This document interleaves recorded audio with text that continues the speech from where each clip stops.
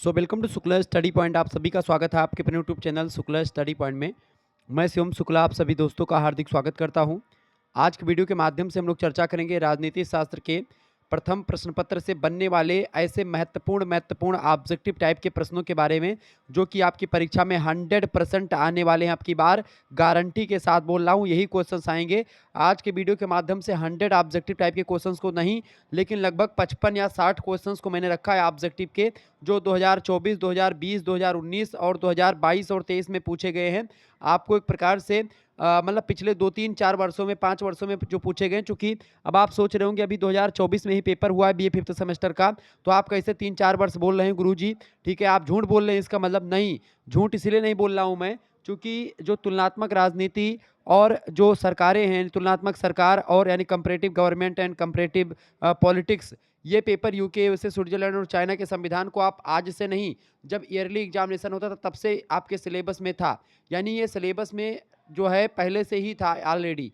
अब जब सेमेस्टर प्रक्रिया लागू हुई तब भी एक प्रकार सिलेबस में है। इसी वजह से मैं पिछले 2-3 वर्षों से बनने वाले जो इंपॉर्टेंट क्वेश्चंस हैं, लगातार बन रहे हैं, उनको मैंने रखा है। कुछ क्वेश्चंस के समक्ष एक प्रकार से आपको देखने को मिलेगा कि ये कौन से ईयर में पूछे गए हैं या कौन से सन में पूछे गए हैं। कुछ में मैंने मिटा दिया, मैंने नहीं लिखा है। बाकी आप देखेंगे बहुत सारे क्वेश्चंस ऐसे हैं जो कि एक प्रकार से पूछे गए हैं लगातार। अब आइए जानने का प्रयास करते हैं वो इंपॉर्टेंट क्वेश्चंस कौन है। 100 to 100% ये क्वेश्चंस आने वाले हैं। मैं बार बार बोल रहा हूं, तो इस वीडियो को अंत तक जरूर देख लीजिएगा। पॉलिटिकल साइंस प्रथम प्रश्न पत्र यानी paper 1 political science BA 5th semester. ठीक है, आपको पढ़ना क्या है? तुलनात्मक सरकार और राजनीति यानी पॉलिटिकल कंपैरेटिव गवर्नमेंट एवं मतलब कि एंड पॉलिटिक्स के बारे में पढ़ना, जिसमें आपको यूके के संविधान के बारे में, यूएसए के, स्विट्जरलैंड के और चाइना के बारे में पढ़ना। यहीं से बनने वाले इंपॉर्टेंट प्रश्नों को मैंने इसमें रखा है। अब आइए जानने का प्रयास करते हैं। ये सब क्वेश्चन 100 to 100% परीक्षा में पूछे गए। 2024 में भी पिछले वर्ष पूछे गए हैं कई विश्वविद्यालयों में। प्रश्न आपकी स्क्रीन पर आ चुका है। किस राजनीतिक चिंतन ने राजनीति को अधिपति विज्ञान यानी मास्टर साइंस कहा? फटाफट से आप बताने का प्रयास करेंगे। राजनीतिक चिंतन में राजनीति को अधिपति विज्ञान मतलब मास्टर साइंस किसने कहा? फटाफट से आप बताएंगे। मास्टर साइंस किसने कहा भैया? तो अरस्तू ने एक प्रकार से मास्टर साइंस कहा। किसने कहा? अरिस्टोटल ने राजनीतिक चिंतन राजनीतिक चिंतन में राजनीति को अधिपति विज्ञान या मास्टर साइंस किसने कहा? अरिस्टोटल ने कहा। अरस्तू ही एक प्रकार से पॉलिटिकल साइंस के जनक भी माने जाते हैं। क्लियर? आगे देखेंगे।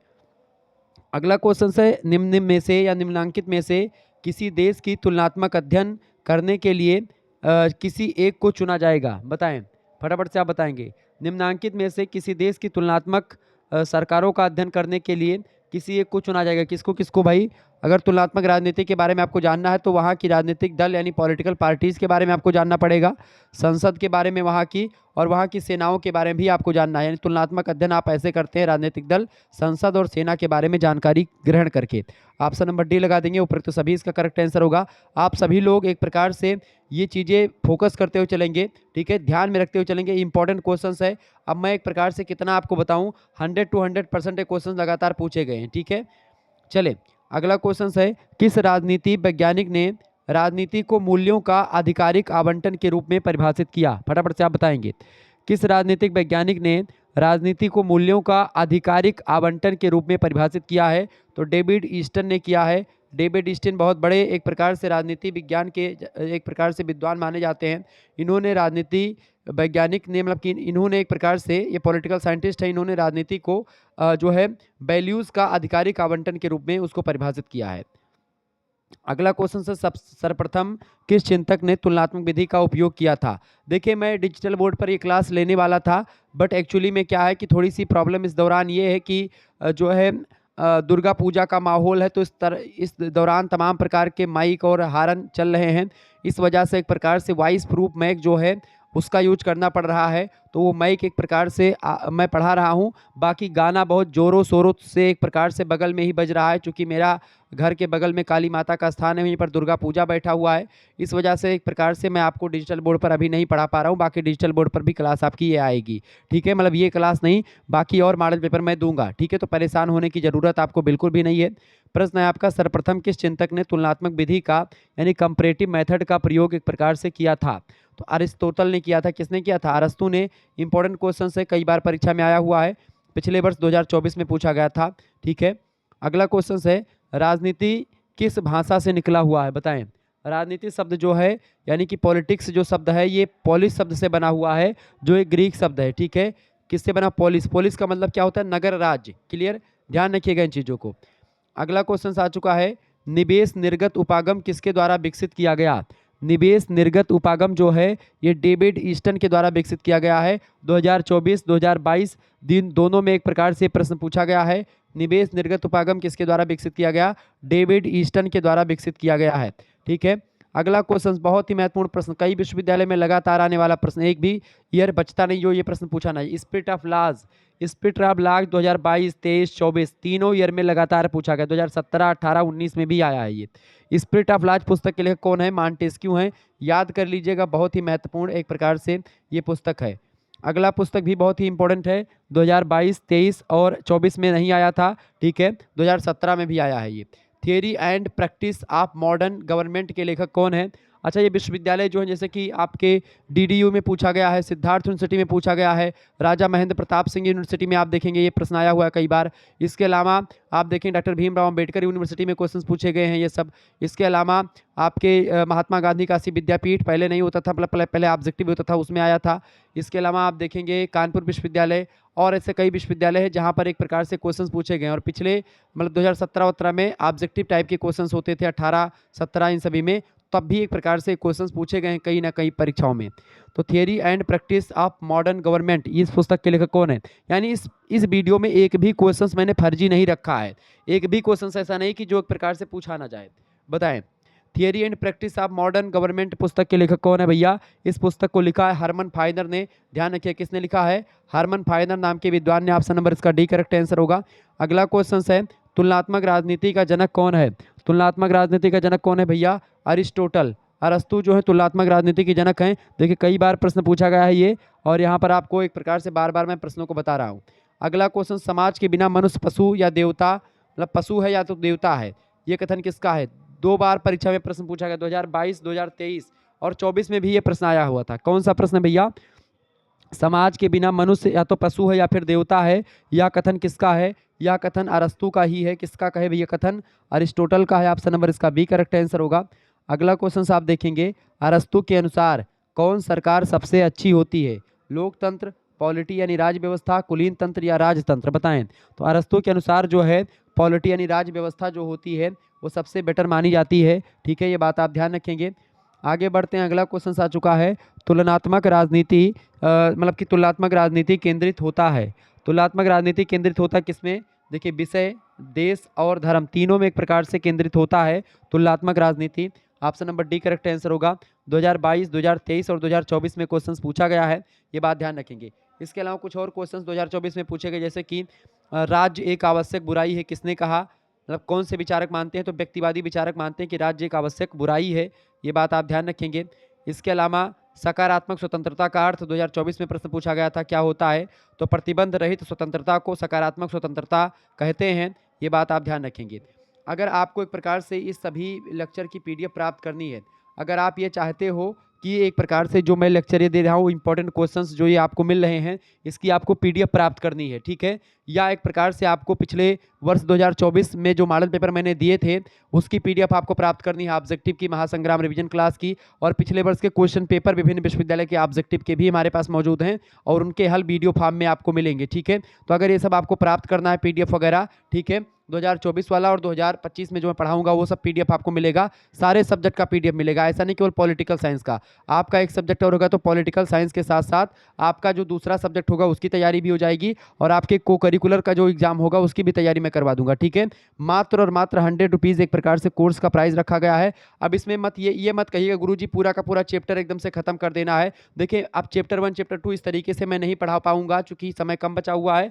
ऐसे में आपको पीडीएफ मिलेगी और मॉडल पेपर बहुत सारे मैं दे दूंगा, जिससे आपको कहीं से कोई चैप्टर से एक मतलब हर एक चैप्टर से बनने वाले इंपॉर्टेंट क्वेश्चन जो आपकी परीक्षा में पूछे जा सकते हैं उनको मैं दूंगा, वो आपके लिए बहुत ही सफिशियंट होंगे। और एक प्रकार से जो छोटे छोटे क्वेश्चन होते हैं अति लघु उत्तरीय वाले उसको भी दूंगा, लिखित टाइप के क्वेश्चंस की भी तैयारी करवा दूंगा, यानी आपकी परीक्षा ऑब्जेक्टिव हो रही है या लिखित हो रही है सभी की तैयारी हो जाएगी, और ऑब्जेक्टिव के लिए विशेष करके और बेहतर तरीके से तैयारी हो जाएगी, जिसमें आपका आप डीडीयू से हैं तो आप ले सकते हैं, आप एक प्रकार से किसी भी विश्वविद्यालय से हैं तो आप कोर्स में ज्वाइन हो सकते हैं। ठीक है, आपको करना क्या है, आपको एसएमएस करना 91 61 93 60 62 पर, और आपको ग्रुप ज्वाइन कर लेना। काफ़ी बच्चे जुड़ चुके हैं, आप सभी लोग भी जुड़ जाइए। उसमें आपको पीडीएफ मिलता रहेगा और बाकी क्लास आपकी यूट्यूब पर होती रहेगी और पीडीएफ वहां पर आप पाएंगे, ठीक है। अब इसकी पीडीएफ देखें, यहाँ पर क्या होगा कि आप एक बार वीडियो को देखेंगे, आपके दिमाग में जो क्वेश्चंस रुकेगा, यानी कि आप एक बार वीडियो देख लीजिए, फिर उसके बाद में क्या करेंगे, आपके पास जब पीडीएफ होगी तो आप उसका प्रैक्टिस सेट घर पे लगाइएगा, ठीक है। और जो क्वेश्चंस आपको नहीं आ रहा है उसको आप गोला कर लीजिएगा, ठीक है। फिर उसके बाद में फिर दोबारा से एक प्रकार से वीडियो देख लीजिएगा और फिर से लिखिएगा। मैं इसीलिए आपको आंसर नहीं प्रोवाइड करवाऊंगा, क्या उत्तर मैं प्रोवाइड नहीं करवाऊंगा। आप इस वीडियो को देखेंगे और अपनी कॉपी में उत्तर लिख लीजिएगा, ठीक है। इससे क्या होगा कि आप जब 2 बार चीज़ों को देखेंगे, पढ़ेंगे, आपके दिमाग में रुक जाएगी और जब एक प्रकार से किसी क्वेश्चंस को लेकर के आप रिसर्च करेंगे, उसके बारे में ढूंढेंगे, तो ऑब्जेक्टिव टाइप के क्वेश्चंस याद होंगे। मैं ऐसे ही करके मैंने बीएचयू का एंट्रेंस क्लियर किया था, बस ऐसे ही कि मैंने एक प्रकार से जो है जो भी पढ़ा, मैं उत्तर नहीं देखता था, उस प्रश्न का उत्तर खोजता था। और जब भी आप किसी प्रश्न का उत्तर खोजेंगे, दिमाग में आपके वो प्रश्न 2-3 मिनट तक रुकेगा, तब आपको चीज़ें याद हो जाएंगी। तो तुरंत एसएमएस करें 91 61 93 60 62 पर और आप ग्रुप ज्वाइन कर लें। मात्र 100 रुपीज़ में ही एक प्रकार से आपको सारे पीडीएफ दिलवा दिए जाएंगे और बाकी क्लासेस जो होंगी वो आपको मिलती रहेंगी। जब भी लाइव क्लास होगी आपके पास लिंक सबसे पहले सेंड कर दी जाएगी, आप डायरेक्टली हमसे जुड़ पाएंगे और आपके जो डाउट वगैरह होंगे वो भी क्लियर होते रहेंगे। तो फटाफट से एसएमएस करके ग्रुप ज्वाइन कर लीजिए। देखिए आगे देखते हैं, अगला क्वेश्चन आपके स्क्रीन पर आ चुका है। फटाफट से वीडियो को शेयर कर दीजिएगा, लाइक कर दीजिएगा। देखिए प्रश्न आपकी स्क्रीन पर आ चुका है, किसने प्रजातंत्र को जनता के द्वारा जनता के लिए शासन के रूप में परिभाषित किया। अब देखिए बहुत ही इंपॉर्टेंट क्वेश्चन आ चुका है भाई, लोकतंत्र के बारे में ये प्रश्न आ चुका है भाई, क्या किसने जो है प्रजातंत्र को जनता के द्वारा जनता के लिए शासन कहा है। 2017 2018 2019 2020 और 21 इन सभी पूछा गया और 2024 में भी एक प्रकार से प्रश्न पूछा गया है कई विश्वविद्यालयों में। अब इसका करेक्ट आंसर क्या हो जाएगा भैया, इसका करेक्ट आंसर हो जाएगा अब्राहम लिंकन, जो कि अमेरिका के राष्ट्रपति थी। इन्होंने एक प्रकार से लोकतंत्र को क्या कहा कि लोकतंत्र जनता के द्वारा जनता के लिए किया गया शासन होता है, ठीक है। ये बात आप ध्यान रखेंगे। आगे बढ़ते हैं और भी चीज़ों को जानने का प्रयास करते हैं। अगला क्वेश्चन आ चुका है, प्रजातंत्र में अल्पसंख्यकों के प्रतिनिधित्व पर किसने बल दिया है, बताएं। तो प्रजातंत्र में अल्पसंख्यकों के प्रतिनिधित्व पर किसने बल दिया है, तो जे.एस. मिल। जे.एस. मिल का पूरा नाम क्या है, जॉन स्टुअर्ट मिल। जेम्स मिल के पुत्र थे जे.एस. मिल। उपभोक्ता मतलब कि उपयोगितावाद का सिद्धांत दिया, ठीक है इन्होंने। ये बात आप ध्यान। अच्छा आपसे पूछा था कि आधुनिक प्रजातंत्र जाना जाता है किसके नाम से, आधुनिक प्रजातंत्र को आप प्रतिनिधि प्रजातंत्र के नाम से भी जानते हैं, ये बात आप ध्यान रखेंगे। आपसे प्रश्न पूछा था प्रजातंत्र शासन है किसका, तो प्रजातंत्र जो है शासन है जनता का, क्लियर, ध्यान रखेंगे। तो प्रजातंत्र में अल्पसंख्यकों के प्रतिनिधि पर किसने बल दिया, तो जे.एस. मिल ने बल दिया। अगला क्वेश्चन है, लोकतंत्र के अभिजन सिद्धांत के समर्थक 2017 18 19 20 में प्रश्न पूछा गया है, बहुत महत्वपूर्ण है और 2024 में पूछा गया है। चूंकि यहाँ पर मतलब कि रिसर्च मैं करता तो और भी यहाँ पर इंक्लूड करवा देता, चूंकि ये सब क्वेश्चन पूछे गए परीक्षा में। लोकतंत्र के अभिजन सिद्धांत के समर्थक, लोकतंत्र के अभिजन सिद्धांत के जो समर्थक हैं भैया, उनका नाम है पेरेटो, ठीक है। क्या नाम है, पेरेटो। ऑप्शन नंबर इसका सी करेक्ट आंसर होगा। अगला क्वेश्चन आप देखेंगे, उदारवाद का मौलिक सिद्धांत क्या है, 2018 19 20, ठीक है। 20 21 में आया हुआ है, 2018 20 21 लगातार परीक्षा में प्रश्न पूछा जा रहा है। बताएं उदारवाद का मौलिक सिद्धांत क्या है। उदारवाद का मौलिक सिद्धांत है भैया व्यक्तिक स्वतंत्रता। उदारवाद की जो मौलिक सिद्धांत में क्या शामिल है, मौलिक स्वतंत्रता शामिल है। याद कर लीजिएगा इन सभी प्रश्नों को, ठीक है। और बाकी अगर कोर्स में आपको ज्वाइन होना तो आपके लिए नंबर मैंने बता ही दिया है, मात्र 100 रुपीज़ में आप एक प्रकार से सारी पीडीएफ प्राप्त कर पाएंगे। ऐसे और भी वीडियोस एक प्रकार से मैं ढूंढ करके आपके लिए लाऊंगा, तमाम प्रकार के क्वेश्चंस को ढूंढूंगा और उसके बाद मैं आपके लिए प्रोवाइड करवाऊंगा। अगला प्रश्न है, इंग्लैंड में उदारवाद का प्रमुख प्रवक्ता कौन था। तो इंग्लैंड में उदारवाद का प्रमुख प्रवक्ता कौन थे भैया, जॉन लॉक। जॉन लॉक जो थे ये उदारवाद के प्रमुख प्रवक्ता माने जाते हैं इंग्लैंड में, ये बात आप ध्यान रखिए, ओके। और 2018 19 20 में एक प्रकार से क्वेश्चंस आपकी परीक्षा में पूछा गया है, ये बात आप ध्यान रखेंगे। आगे देखेंगे, अगला क्वेश्चन आपके स्क्रीन पर आ चुका है, उदारवाद का मूल तत्व क्या है। 2020 और 2024 में क्वेश्चन पूछा गया है, उदारवाद का मूल तत्व क्या है। देखते हैं, व्यक्तिक स्वतंत्रता, मैंने आपको बताया था व्यक्तिक स्वतंत्रता ही उदारवाद का मूल तत्व है। अगला क्वेश्चन है, कौन सी विचारधारा वर्ग संघर्ष को जन्म देती है। कौन सी विचारधारा वर्ग संघर्ष को जन्म देती है भैया, तो वर्ग संघर्ष को जो है कौन सी विचारधारा जन्म देती है, पूंजीवाद जो है वर्ग संघर्ष को जन्म देती है, ठीक है। और समाजवाद जो है मतलब वर्ग संघर्ष की विचारधारा किसने दी है, कार्ल मार्क्स ने दी है, ये बात भी आप ध्यान रखेंगे। 2018 19 21 में प्रश्न आया हुआ है। आगे देखिएगा, अगला प्रश्न आपकी स्क्रीन पर आ चुका है, फटाफट से आप देखेंगे। वीडियो को लाइक और चैनल पर करना है तो सब्सक्राइब करते रहिएगा। जितने भी लोग हमारे साथ जुड़ चुके हैं सभी लोगों का बहुत बहुत स्वागत, बहुत बहुत अभिनंदन। नेक्स्ट क्वेश्चन आ चुका है भैया, आर्थिक कार्य की स्वतंत्रता होती है, बताएं। 2019, 20, 21, 24 सभी में प्रश्न पूछा गया है। आर्थिक कार्य की स्वतंत्रता होती है किसमें? पूंजीवाद में आर्थिक कार्यों की स्वतंत्रता होती है। ऑप्शन नंबर इसका सी राइट आंसर होगा। अगला क्वेश्चन से पूंजीवाद का अंतिम चरण है, 2020-24 में प्रश्न पूछा गया।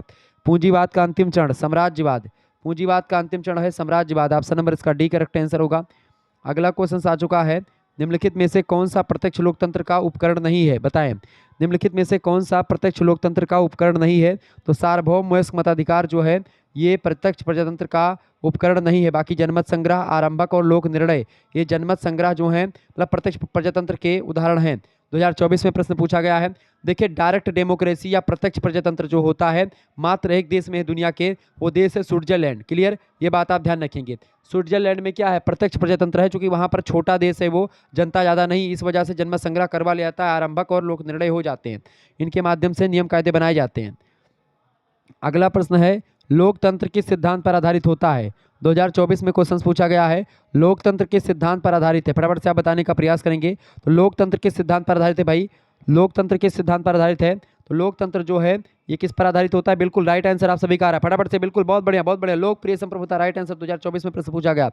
नेक्स्ट क्वेश्चन आ चुका है, लोकतंत्र शासन की प्रणाली है जिसमें लोकतंत्र शासन की वह प्रणाली जिसमें अंतिम शक्ति निहित होती किसके हाथ में? लोकतंत्र ऐसी शासन प्रणाली है जिसमें अंतिम शक्ति जो होती है बिल्कुल जनता के हाथ में निहित होती। 2024 में क्वेश्चन पूछा गया। नेक्स्ट क्वेश्चन आपके स्क्रीन पर आ चुका है, किसने लोकतंत्र को बहुमत की निरंकुशता कहा था? बहुत बढ़िया प्रश्न 2024 में प्रश्न पूछा गया और इससे पहले भी कई विश्वविद्यालय में आया हुआ है। देखिए किसने लोकतंत्र को बहुमत की निरंकुशता कहा? तो जे.एस. मिल ने कहा। ऑप्शन नंबर इसका डी करेक्ट आंसर हो जाएगा। ठीक है, आगे बढ़ते हैं और भी चीज़ों को जानने का प्रयास करते हैं। फटाफट से वीडियो को लाइक कर दीजिएगा, चैनल पर अगर नए हैं तो सब्सक्राइब जरूर कर दीजिएगा, शेयर करिए सभी दोस्तों के साथ इस वीडियो को। चले फटाफट से आप बताने का प्रयास करेंगे। नेक्स्ट क्वेश्चन आपकी स्क्रीन पर आ चुका है भाई, सभी लोग देखने का प्रयास करेंगे। कार्ल मार्क्स का अंतिम लक्ष्य क्या था, बताएं। कार्ल मार्क्स का अंतिम लक्ष्य है, अच्छा वैज्ञानिक समाजवाद के प्रवर्तक कौन है? तो कार्ल मार्क्स ही हैं। वैज्ञानिक समाजवाद के प्रवर्तक पूछेगा कार्ल मार्क्स। लगातार प्रश्न 2017, 18, 19, 20, 21 सब में पूछा गया है। वैज्ञानिक समाजवाद के प्रवर्तक कौन है? तो कार्ल मार्क्स हैं। ठीक है, समाजवाद शब्द का प्रयोग सबसे पहले किसने किया है? समाजवाद यानी सोशियोलॉजी शब्द का प्रयोग, सॉरी सोशलिज्म शब्द का प्रयोग, सोशलिज्म शब्द, समाजवाद शब्द का प्रयोग किसने किया? रॉबर्ट ओवन, बिल्कुल राइट आंसर है, रॉबर्ट ओवन ने किया, बिल्कुल राइट आंसर। बिल्कुल मार्क्स के समाजवाद को वैज्ञानिक समाजवाद कहा जाता है। बिल्कुल बिल्कुल बहुत बढ़िया। वर्ग चेतना या वर्ग संघर्ष का सिद्धांत किसने दिया? कार्ल मार्क्स ने दिया, बिल्कुल राइट आंसर आप सभी के आ रहे हैं, बहुत बढ़िया। चले, मार्क्स का अंतिम लक्ष्य क्या है? फटाफट से आप बताएंगे। तो कार्ल मार्क्स का अंतिम लक्ष्य होता है वर्गहीन समाज की स्थापना करना। क्या करना? वर्गहीन समाज की, यानी ऐसा समाज जिसमें कोई वर्ग ना हो, कोई पूंजीपति वर्ग ना हो, कोई धनी कोई गरीब ना हो, सभी बराबर हो। ठीक है, 2021 में क्वेश्चन पूछा गया। नेक्स्ट क्वेश्चन आ चुका है, फटाफट से आप देखने का प्रयास करेंगे। निम्नलिखित कथनों में से कौन सा एक कथन सही है? निम्नलिखित कथनों में से कौन सा एक कथन सही? फटाफट से आप बताने का प्रयास करेंगे। देखिए, एक समाजवादी राज्य यथास्थिति का समर्थन करता नहीं, गलत है ये। ठीक है, अगला प्रश्न आपका मतलब अगला दिया है, एक समाजवादी राज्य भूमि एवं खानों का राष्ट्रीयकरण करना चाहता है, बिल्कुल करना चाहता है, ये बिल्कुल सही है। एक समाजवादी राज्य स्वाभाविक प्रजातंत्र विरोधी नहीं, एक समाजवादी राज्य मुक्त व्यापार का समर्थन करता नहीं। एक समाजवादी राज्य जो होता है भूमि और खानों का राष्ट्रीयकरण करना चाहता है, इसका बी ऑप्शन राइट आंसर हो जाएगा। यानी इसका करेक्ट आंसर क्या होगा? बी ऑप्शन, याद कर लीजिएगा प्रश्न को। आगे देखेंगे, अगला क्वेश्चन आ चुका है, निम्नलिखित में से सही मिलान करें। 2024 में प्रश्न पूछा गया था, मिलान करना सूची 1 का सूची 2 से।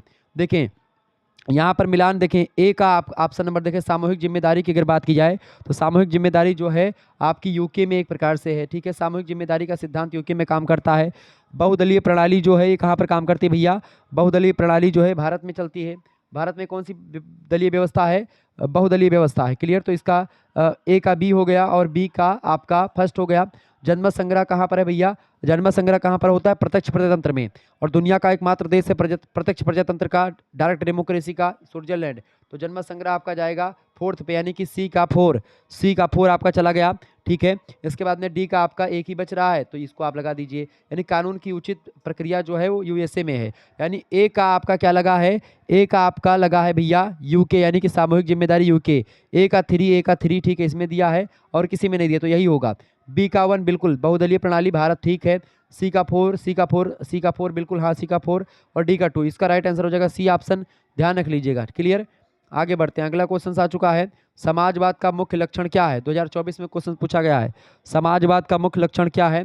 तो सामाजिक आर्थिक न्याय, बिल्कुल राइट आंसर, आपका पहला ही ऑप्शन करेक्ट आंसर हो जाएगा। समाजवाद का मुख्य लक्षण क्या है? सामाजिक आर्थिक न्याय, बिल्कुल ए ऑप्शन राइट आंसर होगा। आगे देखेंगे, अगला क्वेश्चन आ चुका है, निम्नलिखित में से कौन सा लक्षण कल्याणकारी राज्य से संबंधित नहीं है? बताएं, निम्नलिखित में से कौन सा लक्षण कल्याणकारी राज्य से रिलेटेड नहीं है? 2024 में क्वेश्चन पूछा गया है, बताएं। सामाजिक सुरक्षा कल्याणकारी राज्य में होता है, लोकतंत्र भी होता है, सामाजिक न्यायालय भी होता है, राज्यविहीन व्यवस्था नहीं होती है, ठीक है। यानी आपसे क्या पूछा गया, कौन सा संबंधित नहीं है? तो राज्यविहीन व्यवस्था संबंधित नहीं है, इसका बी ऑप्शन राइट आंसर होगा। अगला क्वेश्चन आ चुका है, एक राज्य जो नागरिकों को अधिक सामाजिक सुविधाएं प्रदान करे क्या कहलाता है? 2024 में क्वेश्चन पूछा गया है, एक राज्य जो नागरिकों को अपने देश के अधिक सामाजिक सुविधाएं प्रदान करता है उसको कल्याणकारी राज्य यानी अंग्रेजी में वेलफेयर कंट्री कहा जाता है, वेलफेयर स्टेट कहते हैं। Option number C correct answer हो जाएगा। अगला क्वेश्चन है, समाजवादी सिद्धांत नहीं समर्थन करता। समाजवादी सिद्धांत किसका समर्थन नहीं करता भैया? समाजवादी सिद्धांत जो है किसका समर्थन नहीं करता? फटाफट से आप बताएंगे। समाजवादी सिद्धांत जो होता है वो किसका समर्थन नहीं करता है? देखिए, समाजवादी सिद्धांत समर्थन किसका नहीं करता है? देखें, उत्पादन के साधनों पर राज्य का नियंत्रण हो, समाजवादी सिद्धांत कहता है, बिल्कुल राज्य का नियंत्रण हो, उत्पादन की उत्पत्ति के साधनों पर राज्य अपना नियंत्रण रखे, ये समाजवादी विचारधारा मानती है, पूंजीवाद नहीं मानता इसको। सामाजिक आवश्यकता के आधार पर उत्पादन हो, बिल्कुल हो, हाँ ठीक है, जितना समाज को अकॉर्डिंग हो, मतलब आवश्यकता हो उतना उत्पादन किया जाए। इसके अलावा समाज सेवा का सरोकार, ठीक है, तो समाज सेवा का सरोकार ये भी एक प्रकार से समाजवादी सिद्धांत जो है ये इसका भी समर्थन करता है। मुक्त और खुली प्रतिस्पर्धा की बात नहीं करता है, तो इसका करेक्ट आंसर क्या हो जाएगा? कौन समर्थन नहीं करता? मुक्त और खुली प्रतिस्पर्धा को समाजवादी सिद्धांत समर्थन नहीं करता, बाकी तीनों करेक्ट आंसर है, इसका डी ऑप्शन राइट आंसर होगा। अगला क्वेश्चन है, कार्ल मार्क्स के अनुसार पूंजीवाद है, कार्ल मार्क्स के अनुसार पूंजीवाद क्या है भैया? देखिए, मध्य वर्ग के में स्थापित नहीं, निम्न वर्ग को ऊपर लाना नहीं, निम्न वर्ग का शोषण करना मार्क्स के अनुसार पूंजीवाद है। पूंजीवादी विचारधारा क्या है? ये एक प्रकार से निम्न वर्ग का शोषण करते हैं पूंजीवादी। ऑप्शन नंबर इसका सी करेक्ट आंसर हो जाएगा, 2024 में क्वेश्चन पूछा गया है, ये बात आप ध्यान रखेंगे। अगला क्वेश्चन आपके स्क्रीन पर आ चुका, फटाफट से देखेंगे सभी लोग और वीडियो को शेयर करते रहेगा, लाइक भी करते रहेगा। ऐसे ही इन्फॉर्मेटिव वीडियो आपको लगातार मिलती रहेगी हर एक सब्जेक्ट की एक प्रकार से। अगर ऐसी वीडियो चाहिए तो आप कमेंट करके बताओ, जितनी वीडियो चाहिए आप कमेंट करके बताओगे, मैं लगातार ऐसे ऑब्जेक्टिव टाइप के क्वेश्चंस बहुत ही महत्वपूर्ण ढूंढ करके आपके लिए एक प्रकार से लाने का काम करूंगा, बशर्ते आप इस वीडियो को इतना लाइक कर दो। और अगर आपको PDF वगैरह प्राप्त करनी किसी भी सब्जेक्ट की तो आप कोर्स में ज्वाइन हो सकते हैं, ग्रुप में, व्हाट्सएप के ग्रुप में ज्वाइन हो सकते हैं, आपको वहाँ पर PDF वगैरह मिल जाएगी। आपको SMS क्या करना है, 91 61 93 60 62 पर आपको SMS कर देना है, मात्र 100 रुपीज़ में ही आपकी सारी व्यवस्था कर दी गई है। तो ये एक प्रकार से व्यवस्था बहुत ही एक प्रकार से भव्य व्यवस्था कर दी गई आपके लिए, ताकि आप जो है आप PDF एक प्रकार से भी प्राप्त कर पाएँ और सारी चीज़ों को PDF से भी पढ़ पाएँ, ठीक है। तो आपकी तैयारी बेहतर हो जाएगी। 100 रुपये कोई बहुत बड़ी बात नहीं, आप एक सीरीज किसी दुकान से खरीदोगे तो लगभग 60-70 रुपये की वो पड़ जाती है, और अगर आप बुक लोगे तो लगभग आपका कितने पड़ जाएगा? लगभग आपका 300-400 की बुक पड़ जाएगी। तो अगर आप 100 रुपये में कोर्स लेंगे तो आपके 3 सब्जेक्ट की तैयारी यहाँ पर हो जाएगी, जिसमें एक सब्जेक्ट के 2 पेपर, जैसे पॉलिटिकल साइंस में एक पेपर ये है आपका कंपैरेटिव गवर्नमेंट एंड पॉलिटिक्स, और दूसरा पेपर आपका क्या है? दूसरा पेपर है लोक प्रशासन के सिद्धांत। तो दोनों पेपर की तैयारी यहाँ पर पॉलिटिकल साइंस की हो जाएगी, और इसके अलावा आपका जैसे जियोग्राफी, तो जियोग्राफी के भी दोनों पेपर की तैयारी हो जाएगी। और इसके साथ ही साथ आपका को करिकुलर में जो analytic ability and digital awareness है, जिसमें आपको कंप्यूटर और जिसमें आपको क्या पढ़ना है भैया? रीजनिंग पढ़नी है, तो उसकी भी एक प्रकार से तैयारी मैं करवा दूंगा। यानी बहुत ही बेहतर तरीके से आपकी एक प्रकार से तैयारी हो जाएगी और PDF सबके मिल जाएंगे आपको, ठीक है। तो कुछ पुरानी वीडियोज़ हैं और बाकी न्यू वीडियो जो भी होंगी उन सभी की PDF बनेगी, और जो पुरानी क्वेश्चन पेपर है विभिन्न विश्वविद्यालय के उनके भी PDF आपको मिलते रहेंगे, तो आप ग्रुप ज्वाइन कर लें। चलें, भारत में ईस्ट इंडिया कंपनी की पहली स्थापना कहाँ पर हुई थी? फटाफट से आप बताने का प्रयास करेंगे, बताइएगा। भारत में ईस्ट इंडिया कंपनी की पहली स्थापना कहाँ हुई थी? 2022 में प्रश्न पूछा गया था। तो भारत में ईस्ट इंडिया कंपनी की पहली स्थापना सूरत में हुई थी। ऑप्शन नंबर इसका बी करेक्ट आंसर होगा। वास्को डी गामा किस वर्ष भारत आया था? वास्को डी गामा 1498 में भारत में आया था, 2022 में क्वेश्चन पूछा गया है। अगला क्वेश्चन से, वास्को डी गामा भारत में सबसे पहले कहाँ पहुंचा था? तो कालीगढ़ पहुंचा था। Option number D correct answer होगा, 2022 में प्रश्न पूछा गया है। अगला प्रश्न आपकी स्क्रीन पर आ चुका है भैया, निम्नलिखित में से कौन से, मतलब कि ये आप सोच रहे हैं कि ये क्वेश्चन का है गुरुजी बता रहे हो, जब आपको ये पढ़ाना है कंपैरेटिव गवर्नमेंट पढ़ाना, तो ये भारत के बारे में क्यों आप बता रहे हो? क्योंकि आपको यूनिट नंबर 5 में क्या पढ़ना होता है? ब्रिटिश संविधान की मुख्य विशेषताएं और कार्यपालिका विधायिका के बीच में संबंध और ब्रिटेन में न्यायपालिका की भूमिका, ये आपको 5th मतलब कि यूनिट में पढ़ना होता है, तो वहाँ से क्वेश्चन बन रहे हैं, ठीक है, ये बात आप ध्यान रखेंगे। क्लियर? चले, निम्नलिखित में से कौन से देश में दोहरी नागरिकता के साथ संघीय प्रणाली है? दोहरी नागरिकता किसमें है भैया? एक देश में, अमेरिका में। अमेरिका में ऐसे राज्य है कैलिफोर्निया, ऐसे कई राज्य हैं। तो अमेरिका में भी एक प्रकार से संघीय प्रणाली है, लेकिन वहाँ पर राज्य की अलग नागरिकता होती है और देश की अलग नागरिकता। यानी वहाँ पर आप अमेरिका में अगर कैलिफोर्निया में जो व्यक्ति पैदा होगा वो कैलिफोर्निया का भी नागरिक होगा और अमेरिका का भी नागरिक होगा। लेकिन भारत में आप देखेंगे तो भारत में एक गहरी नागरिकता। कैसे? भारत में आप केवल भारत के नागरिक हैं, आप उत्तर प्रदेश के नागरिक नहीं हैं। उत्तर प्रदेश के आप क्या हैं? उत्तर प्रदेश के आप निवासी हैं, नागरिक नहीं है, ध्यान रखेंगे। उत्तर प्रदेश के आप मात्र निवासी हो सकते हैं, नागरिक नहीं हो सकते। लेकिन अमेरिका में एक ऐसी व्यवस्था, दोहरी नागरिकता का प्रावधान है, ये बात आप ध्यान रखें। वहाँ पर आप एक प्रकार से, कैलिफोर्निया एक राज्य है वहाँ का, तो वहाँ पर एक प्रकार से आप कैलिफोर्निया के भी नागरिक होंगे और अमेरिका के भी नागरिक होंगे, यानी दोहरी नागरिकता होती है। इसलिए मैंने आपको एक प्रकार समझा दिया चीज़ों को, ताकि आपको क्लियर। 2024 में प्रश्न पूछा गया था। अगला क्वेश्चन है, शक्ति पृथक्करण के सिद्धांत का प्रतिपादन किसने किया है? शक्ति पृथक्करण का सिद्धांत का प्रतिपादन किसने किया है भैया? तो शक्ति पृथक्करण के सिद्धांत का प्रतिपादन किसने किया? 2024 में प्रश्न पूछा गया है और 2023 में भी ये प्रश्न आया हुआ था। शक्ति पृथक्करण के सिद्धांत का प्रतिपादन किसने किया? फटाफट से आप बताने का प्रयास करेंगे। शक्ति पृथक्करण के सिद्धांत का प्रतिपादन मॉन्टेस्क्यू, बिल्कुल राइट आंसर है। एग्जाम में प्रश्न 100% आने वाला है। अगला क्वेश्चन आप देखेंगे, निम्नलिखित में से कौन सा ब्रिटेन की न्यायिक प्रणाली की विशेषता नहीं है? बताएं, निम्नलिखित में से कौन सा ब्रिटेन की न्यायिक प्रणाली की विशेषता नहीं है? तो देखें, प्रशासनिक न्यायालय जो होता है ये एक प्रकार से ब्रिटेन की न्यायिक प्रणाली की विशेषता नहीं है। बाकी न्यायिक समीक्षा का अभाव, जूरी व्यवस्था और संगठन का एकल रूप ना होना, ये ब्रिटेन की न्यायिक प्रणाली की विशेषताएं एक प्रकार से हैं। बाकी प्रशासनिक न्यायालय नहीं है। क्लियर? आगे देखेंगे अगला प्रश्न, मैग्ना कार्टा, गौरवशाली क्रांति और जॉन लॉक के लेखन ने ब्रिटेन के विकास में क्या योगदान दिया? 2024 में प्रश्न पूछा गया था, तो इसने क्या योगदान दिया भैया? संसदीय प्रजातंत्र के रूप में योगदान दिया। ऑप्शन नंबर इसका सी करेक्ट आंसर हो जाएगा। जिन्होंने भी सी लगाया होगा उनको एक प्रकार से नंबर मिल जाएगा। आगे बढ़ते और भी चीज़ों को जानने का प्रयास करते हैं। वीडियो को लाइक कर दीजिएगा, चैनल पर अगर नए तो सब्सक्राइब कर दीजिएगा। चलें, प्रश्न आपकी स्क्रीन पर आ चुका है महोदय। प्रश्न, निम्नलिखित में से कौन सा संवैधानिक सरकार की विशेषता है? बताएं, निम्नलिखित में से कौन सा संवैधानिक सरकार की विशेषता है? अब इनमें विशेषताएं आपको दी गई हैं। देखिए, संवैधानिक सरकार क्या होती है? यह कानून के द्वारा संचालित होती है। बिल्कुल कानून के द्वारा संचालित होती है, यानी ये सही है विशेषता। दूसरा दिया गया कि यह व्यक्ति की ओर से सत्ता पर सीमाएं लगाता नहीं। संवैधानिक सरकार में ऐसा नहीं होता है कि व्यक्ति की ओर से सत्ता पर सीमाएं लगाएं, ऐसा नहीं होता, तो ये गलत है। अगला है कि इसमें राज्य का प्रमुख निर्वाचित होता है, मतलब कि इसमें राज्य का जो मुखिया होता है या राज्य का जो प्रमुख होता है निर्वाचित होता है। राज्य का प्रमुख कौन है भाई? जैसे अपने राज्य का प्रमुख है राष्ट्रपति, तो राष्ट्रपति जो होता है संवैधानिक सरकार में हम लोगों में क्या होता है? निर्वाचित होता है। राष्ट्रपति का चुनाव जब होता है तो विधायक, सांसद ये सब वोट देते हैं। ठीक है, ये बात आप ध्यान रखेंगे। क्लियर? अब आप और हम डायरेक्ट वोट देते हैं, क्योंकि विधायकों को हम वोट दे करके चुनते हैं, सांसदों को हम चुनते हैं, वही सांसद विधायक राष्ट्रपति को चुनते हैं। ठीक है, ये बात आप ध्यान रखेंगे। तो यानी कि निर्वाचित होता है, बिल्कुल इसका पहला और तीसरा बिल्कुल राइट आंसर है। 2024 में प्रश्न पूछा गया था, पहला और तीसरा कहाँ पर दिया है? पहला तीसरा सी में, बिल्कुल राइट आंसर आपका सी आंसर होगा। आगे देखेंगे, अगला क्वेश्चन आपके स्क्रीन पर आ चुका है, फटाफट से आप देखने का प्रयास करेंगे। बहुत ही जबरदस्त क्वेश्चन आ चुका है, परीक्षा की दृष्टि से बहुत ही इंपॉर्टेंट क्वेश्चन है। ठीक है, प्रश्न, उदारवाद मुख्यतः जोड़ है। उदारवाद मुख्यतः जोड़ है किसका? आ हस्तक्षेप, लाइसेज फियर का, फिर समाजवाद का, या अधिनायक राज्य का, या योजनाबद्ध अर्थव्यवस्था का, या व्यक्ति की राजनीतिक और आर्थिक स्वतंत्रता का। तो जो है उदारवाद जो है मुख्यतः किसका जोड़ है भैया? उदारवाद जो है किसका जोड़ है? आ हस्तक्षेप समाजवाद का। किसका? लाइसेज फियर का, यानी आ हस्तक्षेप समाजवाद का 2024 में क्वेश्चन पूछा गया था। तो ये क्वेश्चन अब की बार भी पूछा जाएगा, ये बात आप ध्यान रखेंगे। तो इस तरीके से आप लोगों ने बहुत सारे प्रश्नों को समझ लिया। इसके अलावा महासंग्राम रिवीजन क्लास में आपके एक प्रकार से ऑब्जेक्टिव और लिखित दोनों तरीके की तैयारी हो जाती है। तो ये एक वीडियो भी आप देख लीजिएगा, आपकी परीक्षा के लिए बहुत ही महत्वपूर्ण ये वीडियो है, ये बात आप ध्यान रखेंगे। कौन सी वीडियो भैया? यह वीडियो जो आपको दिखाई पड़े, इतिहास का पेपर 2, जिसमें हमने हिस्ट्री ऑफ मॉडर्न वर्ल्ड से बनने वाले बहुत ही महत्वपूर्ण प्रश्नों को आपको करवा दिया है। तो आपने यह वीडियो नहीं देखी तो प्लीज़ देख लीजिएगा, आपके लिए बहुत ही हेल्पफुल होगी, बहुत ही महत्वपूर्ण होगी। क्लियर? ये बात आप ध्यान रखेंगे। क्लियर?